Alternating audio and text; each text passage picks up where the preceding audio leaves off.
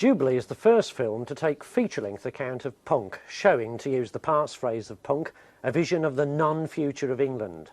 We're shown a blighted urban background against which a gang of domineering females wear the crown jewels, scorn human emotion and art, and mete out a rather nasty revenge on a cafe waitress, a lover and two policemen. Alexander Walker of the London Evening Standard claims it's an important film, yet Arthur Steele of the Birmingham Evening Mail gave it a double D notice. Dangerous and disgusting, says 62-year-old Arthur.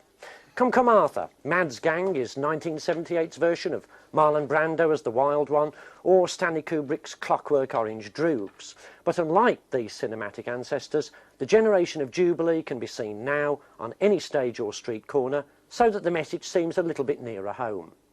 What must have misled many people, and it certainly disappointed me, was the back seat taken by punk music, reduced to a fleeting glimpse of Wayne County and a few groups on a few feet of grainy video film.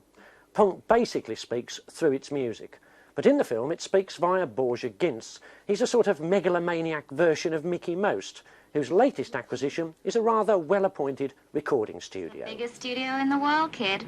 Borgia bought it from the liquidator. Christ, it's huge. Borgia does everything with style. You didn't believe me, did you? Toyah Wilcox. Hello. Hello. You've changed a little bit. Yes. I'm not saying for the worst. Certainly perhaps a little bit for the better. Well, it's called starvation, you know. OK, well, at least you've survived. Now, Arthur Steele said, I know at the age of 62, he said it was dangerous and disgusting. Maybe our young audience tonight may not find it too disgusting. Well, it's dangerous and when they go and see disgusting if you think you're going to see a punk movie.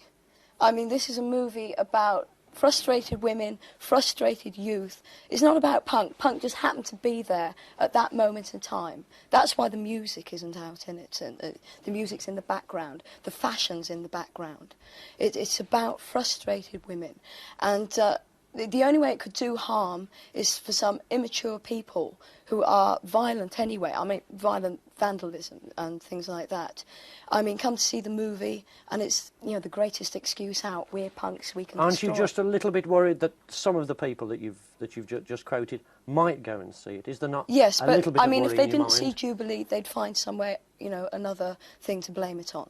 Should therefore we offer them an alternative in the form of Jubilee to soak up from, to get a stimulus from? Well, I think Jubilee's got nothing to do with that at all. I mean, Jubilee is a statement.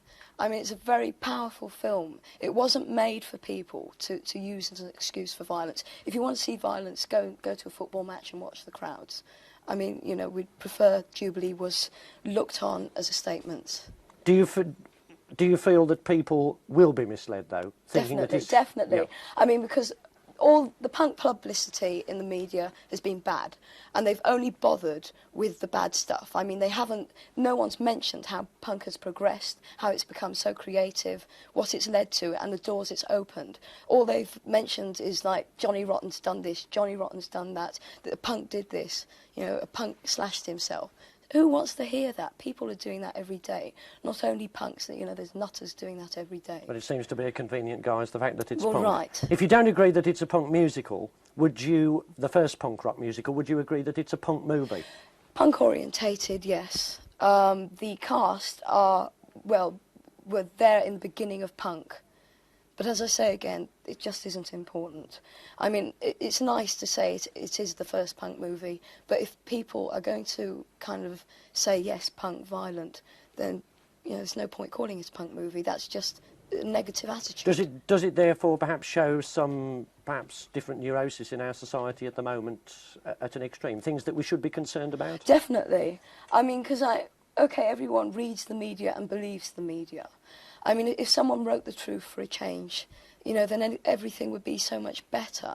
I mean, people don't want to know about the bad things in life. They don't want to accept it. They're kind of afraid to. I mean, they're happy in their homes watching TV every day, getting their weekly wage. I mean, they don't really want to know But it's a little bit of a depressing vision, isn't it, Jubilee? Very depressing, but it's going to the extreme. Toyah Wilcox, thanks very much Thank for talking to us. Punk's cultural significance, in particular, derives not from its articulation of the experience of unemployment, but from its exploration of the aesthetics of proletarian play. So says Simon Frith, a sociology lecturer at Warwick University, writing in New Society this month.